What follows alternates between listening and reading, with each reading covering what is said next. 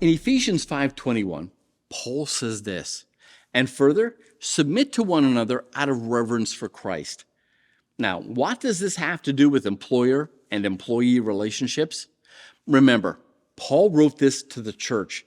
These are Christians he is talking to, and his argument is simple. Before you met Jesus, you lived to bless and benefit yourself. But now that you're saved, you are called to love others. In other words, you are called to bless and benefit your boss before you live to bless and benefit yourself. A Christian employer should live to bless and benefit your employees in the same way Christ lives to bless and benefit you.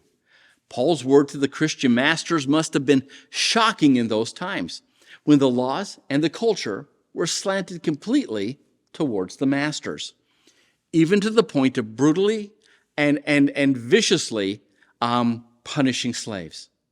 When Paul says to do the same things, he means that Christian employers should have the best interests of their employees at heart. The Christian employer does not exploit their workers, but they become invested in seeing their employees thrive.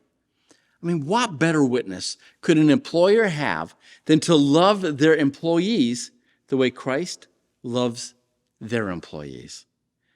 A Christian employer should give up threatening. This would also have been a shocking command back in the day. Paul's not saying that a master could not give a proper warning to a disobedient or lazy slave. Rather, he means that he is to treat him with respect, not demeaning him or threatening him with terrifying punishments. During the same time that Paul wrote to the Ephesians from prison, he had met and led to Christ a runaway slave named Onesimus. Now, runaway slaves were usually executed or at least punished so severely that it served as a lesson to other slaves not to try, the same thing. But Paul wrote to Philemon, the Christian slave owner, telling him that he should now treat Onesimus as a beloved brother in Christ. This was radical stuff. This went against everything the culture believed in that day. But that's how Christian employers should treat their employees, knowing that they both have the same Lord in heaven and there's no partiality with him. And when it comes to love, there should be no partiality among us.